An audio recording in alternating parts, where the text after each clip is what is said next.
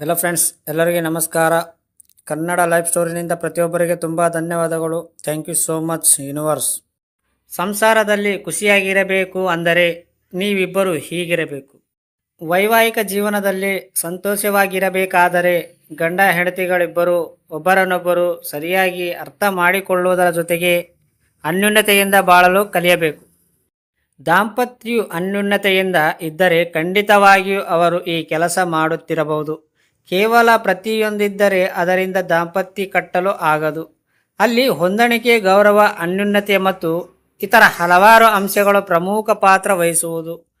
ಸಂಬಂಧವು ಸರಿಯಾದ ರೀತಿಯಲ್ಲಿ ಸಾಗಲು ಸಂಗಾತಿಗಳು ಹೆಚ್ಚು ಶ್ರಮ ವಹಿಸಬೇಕು.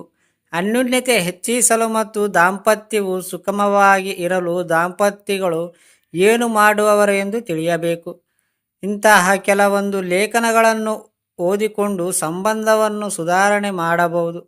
ನಿಮಗೂ ಸಮಸ್ಯೆಗಳಿದ್ದರೆ ಆಗ ಖಂಡಿತವಾಗಿಯೂ ಇದು ನೆರವಿಗೆ ಬರಲಿದೆ. ಜಗಳವಾಡಿದರೆ ಬೇಜಾರು ಮಾಡಬೇಡಿ. ತುಂಬ ಅನ್ಯೋನ್ಯವಾಗಿ ಇರುವಂತಹ ದಾಂಪತ್ಯವು ಜಗಳವಾಡಿದರೂ ಅದನ್ನು ಮನಸ್ಸಿನಲ್ಲಿ ಇಟ್ಟುಕೊಳ್ಳುವುದಿಲ್ಲ. ಆದರೆ ಕೆಲವು ದಾಂಪತ್ಯವು ಸಣ್ಣ ಜಗಳಕ್ಕಾಗಿ ಸಂಬಂಧವನ್ನು ದೂರ ಮಾಡಿಕೊಳ್ಳುವರು. ವಾಗ್ವಾದ, ಜಗಳ ಸಾಮಾನ್ಯವಾಗಿರುವುದು, ಆದರೆ ಇದರಿಂದ ನಿಮ್ಮಿಬ್ಬರ ಮೇಲೆ ಪರಿಣಾಮ ಬೀಳಬಾರದು. ಆರೋಗ್ಯಕಾರಿ ಚರ್ಚೆ ಮಾಡಿ, ಮುಕ್ತವಾಗಿ ಮಾತನಾಡಿ ಮತ್ತು ಸಮಸ್ಯೆಗಳನ್ನು ಜೊತೆಯಾಗಿ ಇದ್ದುಕೊಂಡು ಬಗೆಹರಿಸಿ. ನೀವು ಪರಸ್ಪರ ದೂಷಣೆ ಮಾಡಿದರೆ ಆಗ ಅದು ಖಂಡಿತವಾಗಿಯೂ ಸಂಬಂಧದ ಮೇಲೆ ಪರಿಣಾಮ ಬೀಳುವುದು. ಜೋಕ್ಗೆ ನಕ್ಕಬೇಡಿ. ಯಾವುದೇ ಸಣ್ಣ ತಮಾಷೆಯ ವಿಚಾರ ಅಥವಾ ಸಂಗಾತಿಯು ಜೋಕ್ ಹೇಳಿದರೆ ಆಗ ನೀವು ಮನ ಬಿಚ್ಚಿ ನಕ್ಕುಬಿಡಿ. ಜೊತೆಯಾಗಿ ನಕ್ಕರೆ ಆಗ ಇದು ಸಂಬಂಧದಲ್ಲಿನ ಅನ್ಯೋನ್ಯತೆ ಹೆಚ್ಚಿಸುವುದು. ಇದು ಸಂಬಂಧವನ್ನು ಬಲಪಡಿಸುವುದು ಕೂಡ. ನಗು ಆರೋಗ್ಯಕ್ಕೆ ಕೂಡ ಒಳ್ಳೆಯದು. ನೀವು ತಮಾಷೆಯಾಗಿದ್ದರೆ ಆಗ ಇಬ್ಬರು ಸಂತೋಷವಾಗಿರುವಿರಿ.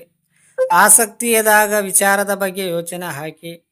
ಸಂಬಂಧದಲ್ಲಿ ಕೆಲವೊಮ್ಮೆ ಏಕತಾನತೆಯು ಬಂದು ಬಿಡುತ್ತದೆ. ಹೀಗಾಗಿ ಆಸಕ್ತಿದಾಯಕ ವಿಚಾರಗಳ ಬಗ್ಗೆ ಯೋಚನೆ ಹಾಕಿಕೊಳ್ಳುವುದು ಒಳ್ಳೆಯದು. ಜೊತೆಯಾಗಿ ಜಾಗಿಂಗ್ ಹೋಗುವುದು, ಈಜುವುದು ಅಥವಾ ಅಡುಗೆ ಮಾಡುವುದು ಇತ್ಯಾದಿಗಳು. ಇದರಿಂದ ಇಬ್ಬರಿಗೆ ಕೂಡ ಒಳ್ಳೆಯ ಖುಷಿ ಸಿಗುವುದು. ನೀವಿಬ್ಬರು ಅಮ್ಯೂಸ್ಮೆಂಟ್ ಪಾರ್ಕಿಗೆ ಹೋದರೆ ಅದು ಕೂಡ ನೇರವಾಗಲಿದೆ. ಯಶಸ್ಸನ್ನು ಪ್ರೋತ್ಸಾಹಿಸಿ. ಸಂಗಾತಿ ಮಾಡಿರುವಂತಹ ಸಾಧನೆಯನ್ನು ನೀವು ಪ್ರೋತ್ಸಾಹಿಸಿ ಅದಕ್ಕೆ ಮೌಲ್ಯ ನೀಡಬೇಕು. ಅವರಿಗೆ ಮುಂದೆ ಕೂಡ ಇಂತಹ ಸಾಧನೆ ಮಾಡಲು ಹೆಚ್ಚಿನ ಬೆಂಬಲ ನೀಡಬೇಕು. ಸಂಗಾತಿಯ ಸಾಧನೆಯ ಬಗ್ಗೆ ನಿಮಗೆ ತಿಳಿದಿದ್ದರೆ ಆಗ ನೀವು ಅವರಿಗೆ ಏನಾದರೂ ವಿಶೇಷವಾಗಿರುವುದನ್ನು ಮಾಡಿ. ಅವರ ಇಷ್ಟದ ಹೋಟೆಲ್ಗೆ ಊಟಕ್ಕೆ ಕರೆದುಕೊಂಡು ಹೋಗುವುದು, ಮನೆಯಲ್ಲಿ ಸಣ್ಣ ಪಾರ್ಟಿ ಮಾಡುವುದು ಇತ್ಯಾದಿ. ಇದು ಇಬ್ಬರ ನಡುವಿನ ಅನ್ಯೋನ್ಯತೆಯ ಹೆಚ್ಚಿಸುವುದು.